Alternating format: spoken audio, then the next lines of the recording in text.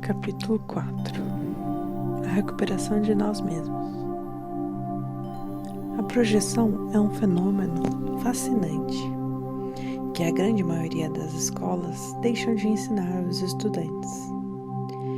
É uma transferência involuntária do nosso próprio comportamento para as outras pessoas, dando-nos a impressão que determinadas características estão presentes nos outros.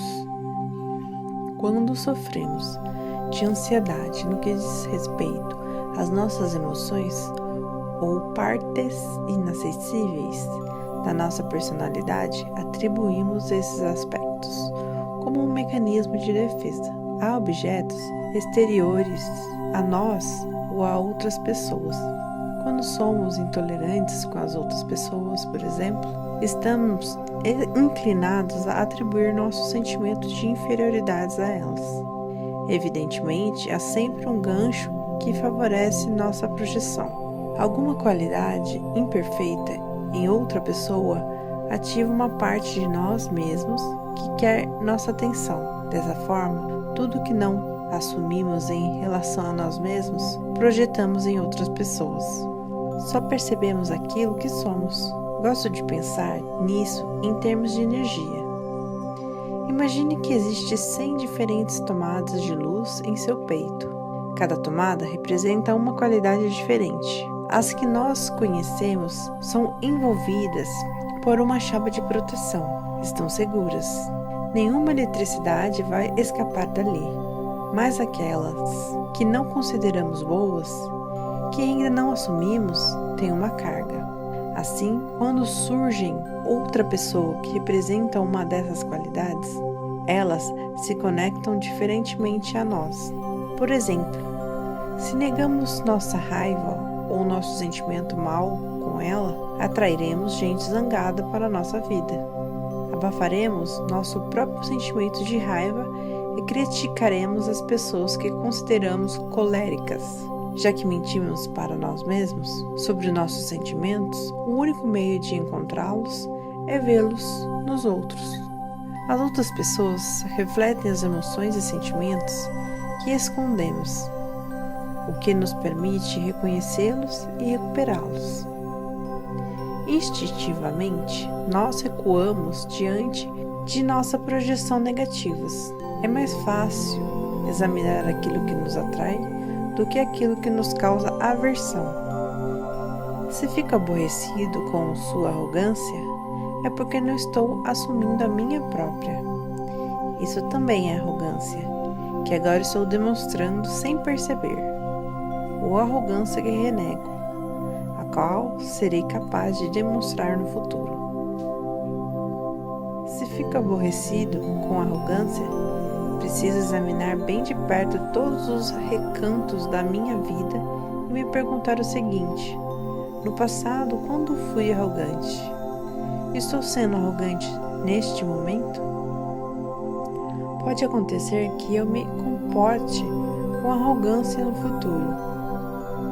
Com certeza, eu estaria sendo arrogante se respondesse não a essas perguntas, sem me examinar com cuidado ou sem perguntar a outras pessoas se alguma vez me viram agindo com arrogância. O ato de julgar alguém é arrogante. Portanto, evidentemente, todos temos a capacidade de ser arrogantes. Se eu incorporar minha arrogância, não me aborrecerei com os dos outros. Vou percebê-la, mas ela não me afetará. A tomada da minha arrogância estará envolvida por uma chapa de proteção.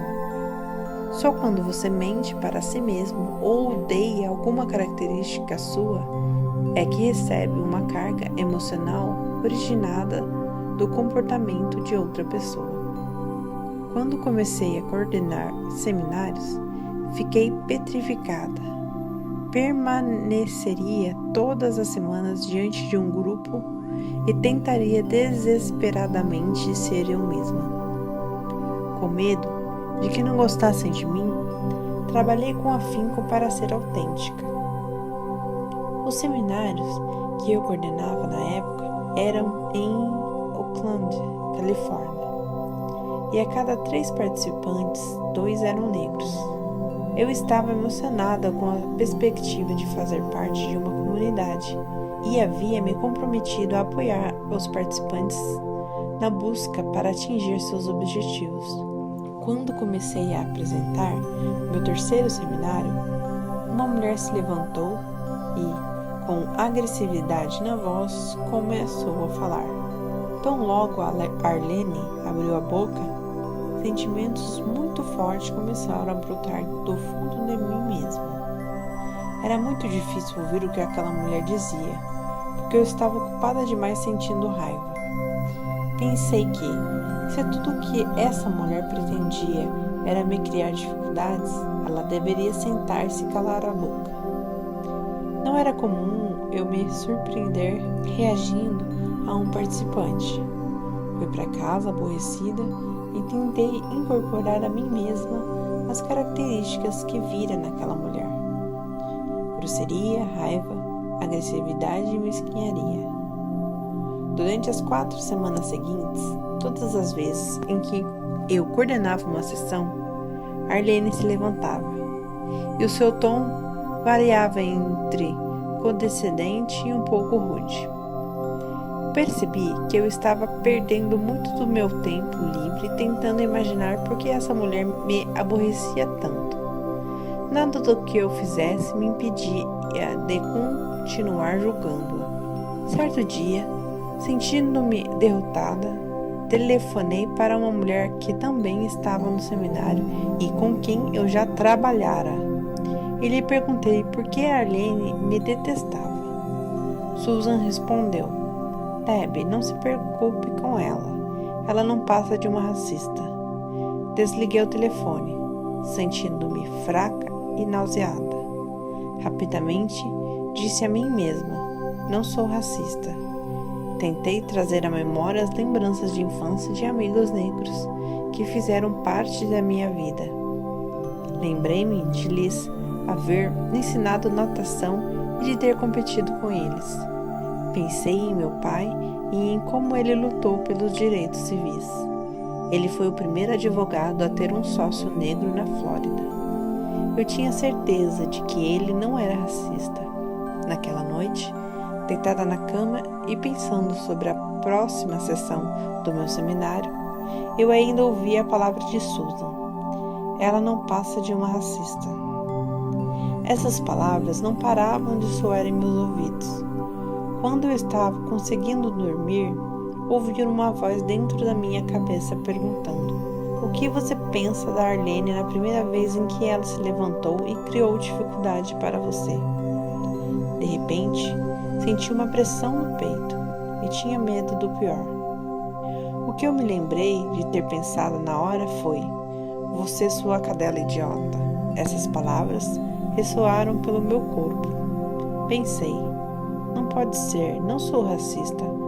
Não poderia ter tido esse pensamento, nem sequer a intenção disso. Meu coração disparou, com medo, mas me sentei sozinha, frente a frente com a minha própria condição de racista. Essa era a minha sombra. Chorei de vergonha durante horas, com a profunda sensação de que havia traído todos os meus amigos de Oakland, que tinham me amado e confiado em mim. Não importava o que eu fizesse, continuava incapaz de acertar. Sou racista. Tudo em que eu acreditara, sobre possuir todas as características, voou pela janela. Passei horas em frente a um espelho dizendo: sou racista, tentando aceitar essa parte de mim mesma e em busca de algum bem-estar. Quanto mais eu repetia aquelas palavras, mais fácil aquilo ia se tornando. Sabendo que aquelas palavras haviam um benefício correspondente, comecei a procurar por eles. Lembrei-me então de meu pai falando interminavelmente sobre direitos iguais e de como nenhum de nós podia se ausentar enquanto não entendesse que éramos todos iguais. Essa paixão do meu pai se tornou a minha própria paixão.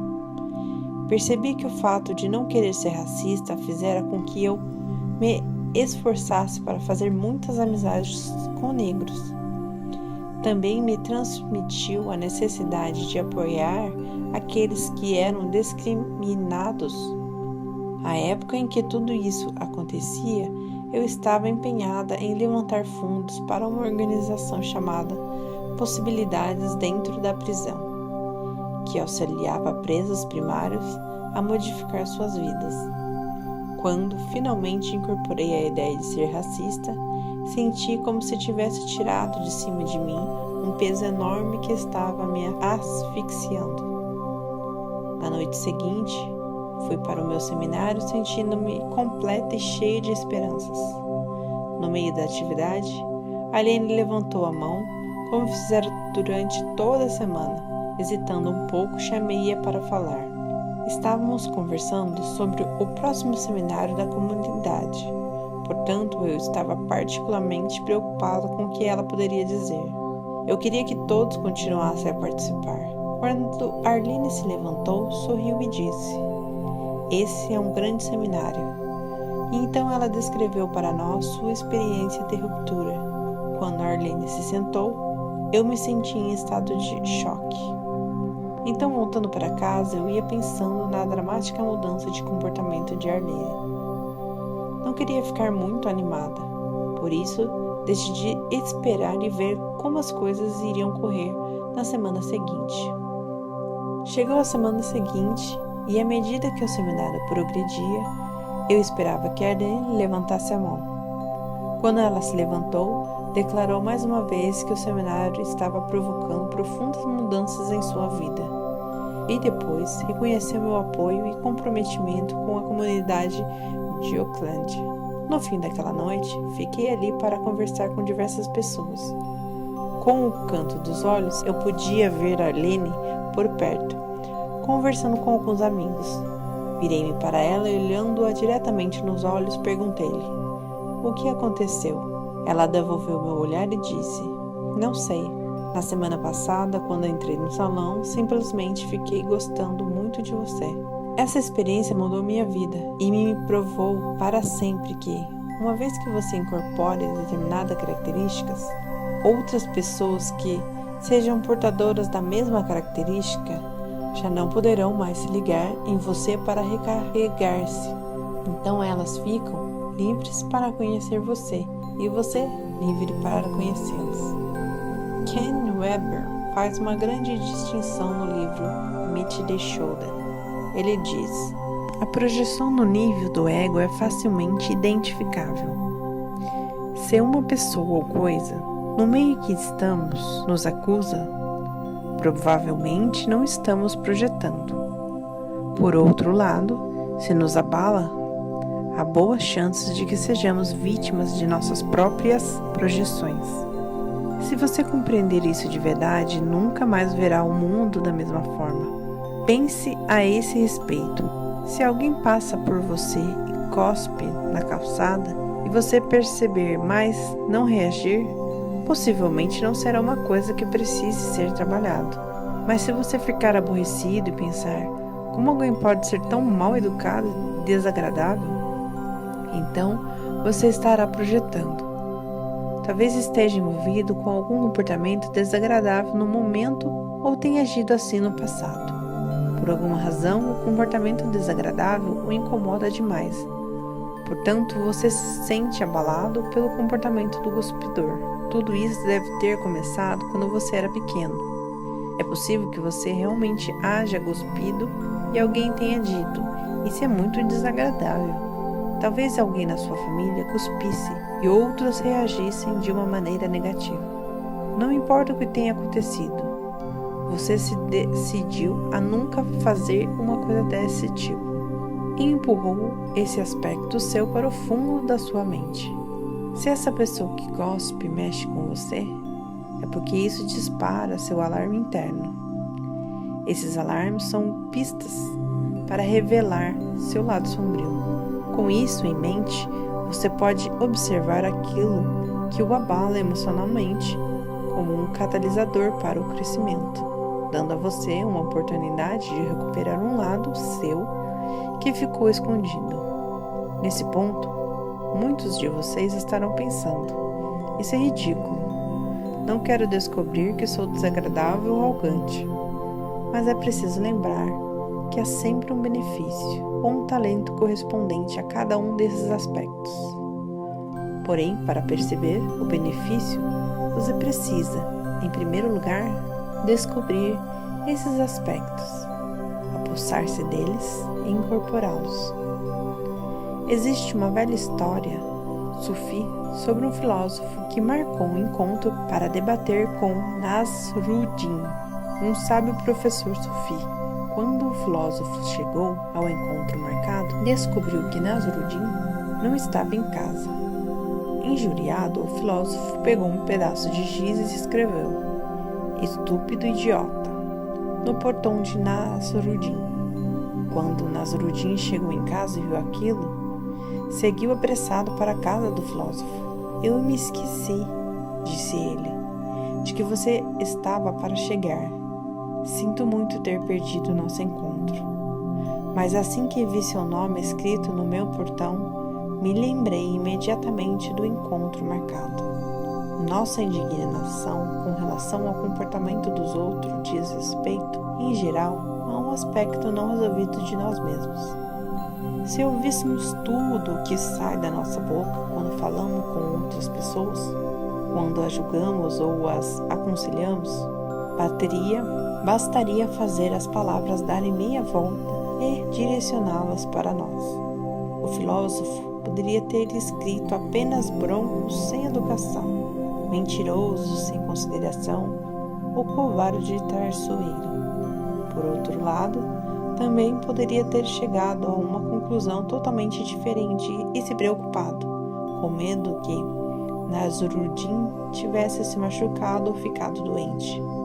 Mas quando ele descobriu a ausência de Nasruddin, as palavras que vieram à mente foram estúpido e idiota. Na nossa vida, quando temos uma característica sem um manto de proteção, acontecem incidentes para nos ajudar a recuperar e incorporar esse aspecto rejeitado, sem a influência de nenhum fato, a não ser a ausência de Nasruddin. O filósofo projetou seu traço, não incorporado, de estúpido idiota. Projetamos nossas deficiências nos outros. Dizemos aos outros o que deveríamos estar dizendo a nós mesmos. Quando julgamos os outros, estamos julgando a nós mesmos. Se você se atacar o tempo todo com pensamentos negativos, também atacará as pessoas à sua volta, verbal, emocional e fisicamente, ou acabará destruindo alguma área da sua própria vida. O que você faz e o que você diz não são acidentais. Não há acidentes na vida que você criou. No mundo holográfico, tudo é você, e você está sempre falando consigo mesmo. Quando você for xingar alguém por ter feito alguma coisa errada, pare e pense se você chamaria a si mesmo com esse nome. Se estiver sendo honesto, a resposta, invariavelmente, será sim. O mundo é um espelho gigante que sempre reflete as nossas costas. Cada traço está ali, por alguma razão, e todos eles são perfeitos à sua maneira. Não faz muito tempo percebi que estava perguntando às outras pessoas que conheço com que frequência elas meditam e por quanto tempo. Eu as lembrava de como é importante meditação diária, permanecer pelo menos meia hora por dia voltado para si mesmo. Por fim, eu me perguntei por que estava tão inflexível com relação à meditação dos outros. Quando examinei meus motivos, cheguei à conclusão de que eu costumava falhar com frequência na minha prática de meditação. Uma parte minha queria passar mais tempo voltada para dentro em silêncio. Como eu tinha uma criança de 3 anos, eu de alguma forma racionalizara que não havia problema em deixar de fazer, vez por hora, minha meditação diária. Quando percebi que estava dizendo aos outros aquilo que eu mesmo precisava ouvir, fui capaz de reconhecer minhas projeções e honrar meu desejo inconsciente.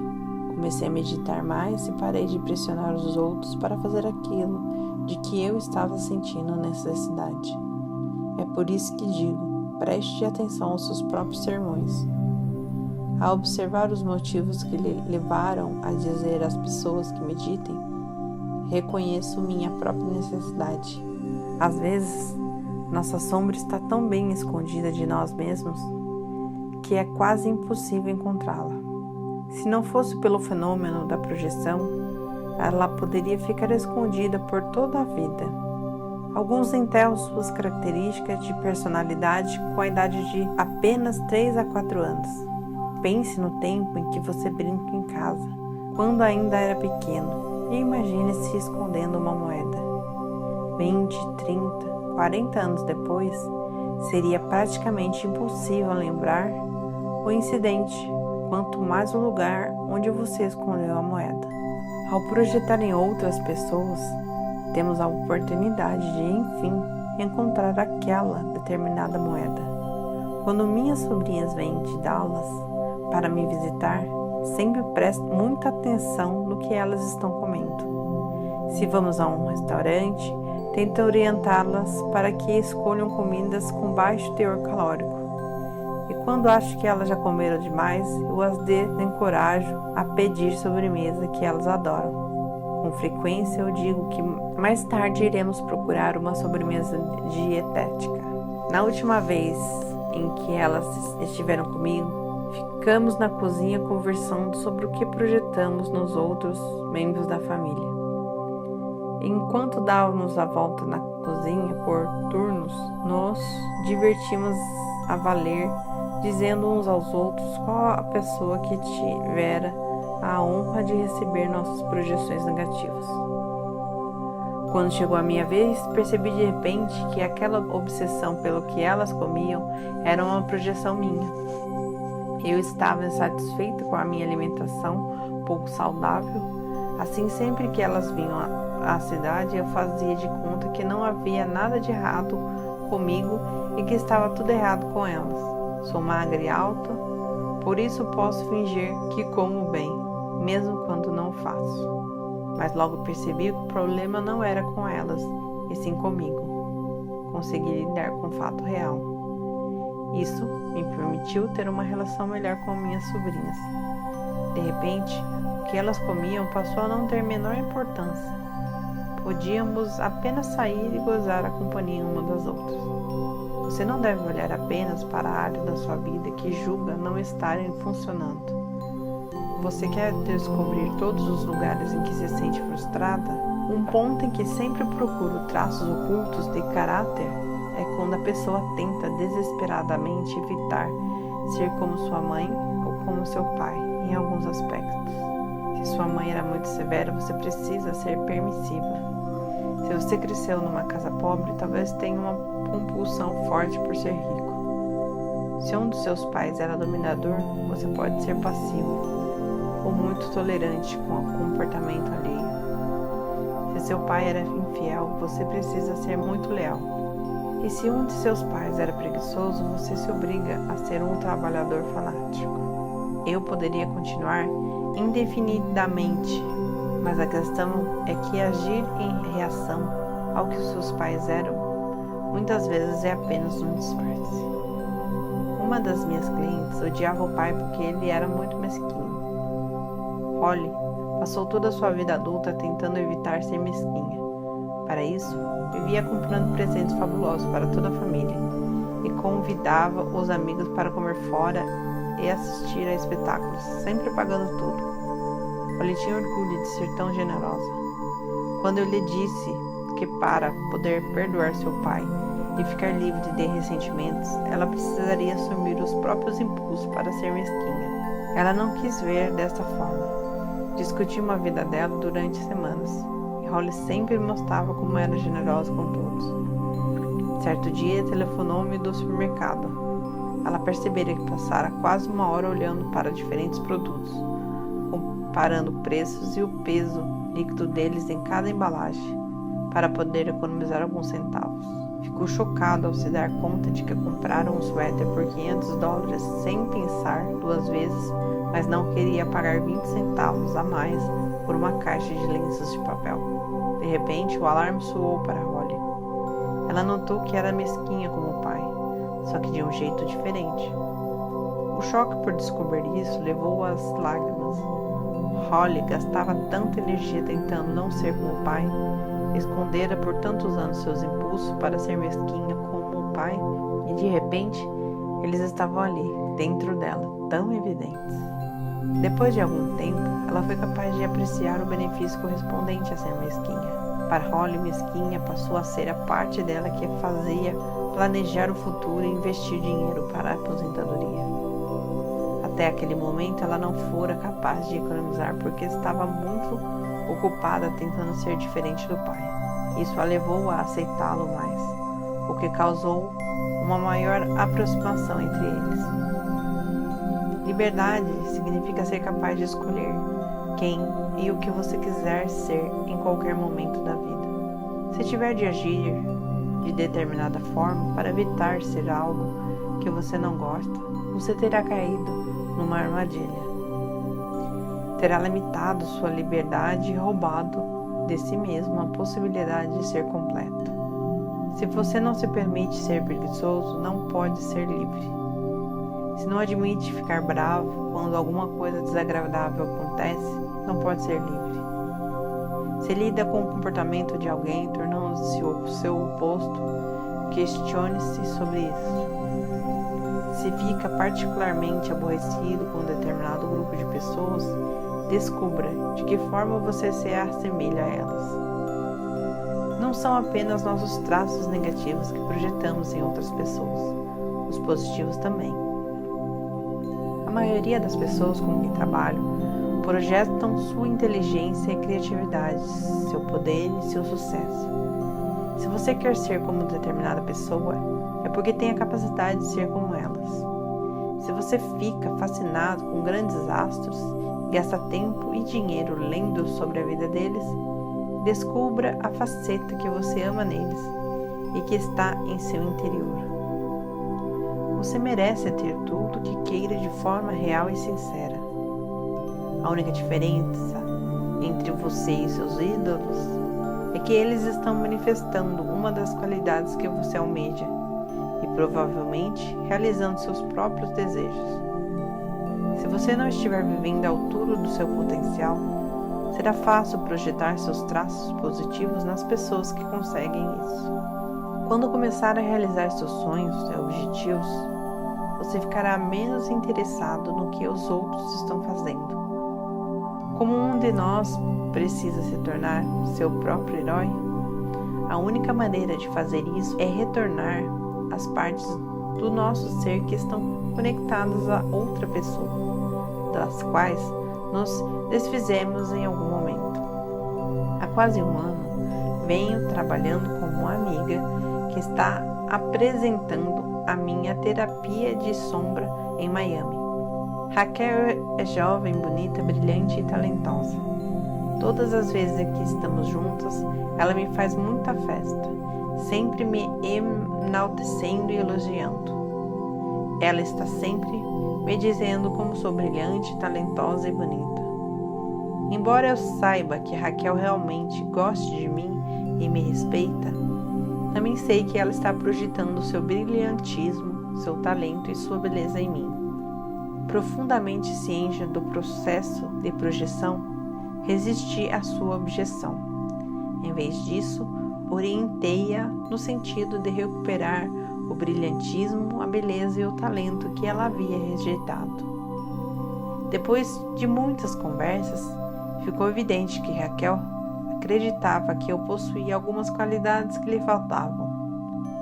Assegurando a ela que isso não era verdade, pedi-lhe que procurasse e nomeasse as características que ela atribuiu a mim. Sabemos que está ocorrendo uma projeção quando alguém se sente emocionalmente abalado pelo comportamento negativo ou positivo de outra pessoa. Nesse caso, Raquel se deixou impressionar pelos meus traços positivos. Ela está vivendo em mim sua própria capacidade. Eu sou o espelho dela.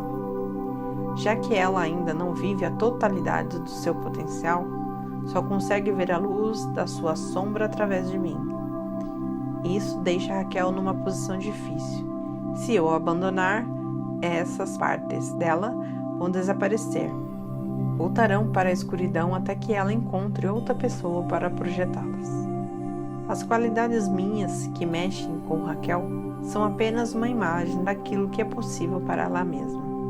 Enquanto negamos a existência de certos traços em nós mesmos, continuaremos a perpetuar o mito de que os outros têm alguma coisa que nós não possuímos. Ao admirar alguém, temos a oportunidade de descobrir um novo aspecto. Precisamos recuperar tanto nossas projeções positivas quanto as negativas. Devemos retirar as tomadas que ligamos nos outros, revertê-las e ligá-las em nós mesmos. Até que sejamos capazes de recuperar nossas projeções, fica impossível para nós perceber todo o nosso potencial e viver a totalidade do que realmente somos. Se me sinto atraída pela coragem de Martin Luther King, é apenas porque percebo o quanto de coragem consigo demonstrar em minha vida. Se me sinto atraída pela influência de Oprah, é porque estou vendo quanto influência sou capaz de exercer em minha vida. A maioria das pessoas projeta sua grandeza. Isso explica porque tantos atores, atletas e esportistas ganham tanto dinheiro. Nós os pagamos para que sejam nossos heróis, para que representam nossos sonhos e desejos irrealizados. As pessoas invejam essas estrelas sem saber nada sobre suas vidas pessoais.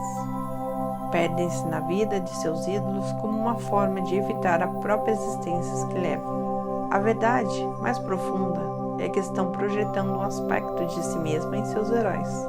Se você perceber a grandeza, é a sua própria grandeza em outro ser humano. É a sua própria grandeza que você está vendo. Feche os olhos e pense a respeito. Se você admira a grandeza em outro ser humano, é a sua própria grandeza que você está vendo. Você pode manifestar isso de outra forma, mas se não tivesse grandeza interior, não seria capaz de reconhecer essa qualidade em outra pessoa. Se não possuísse essa qualidade, não se sentiria atraído por ela. Todas as pessoas veem os outros de maneira diferente, porque estão todos projetando aspectos de si mesmo. O nosso trabalho consiste em distinguir o que nos inspira nos outros e então recuperar esses aspectos que havíamos afastados de nós mesmos. Às vezes, as pessoas ficam imaginando como podem ser como alguém que elas admiram se naquele determinado momento suas vidas parecem tão diferentes. Por exemplo, dizer que admiram Michelangelo, mas tem certeza de que não são como ele, o que precisam fazer é focalizar exatamente as qualidades que as levam a querer ser como Michelangelo. Talvez seja o talento artístico dele, caso seja artistas inexpressivos, ou então a coragem que ele tinha, sua criatividade ou sua genialidade.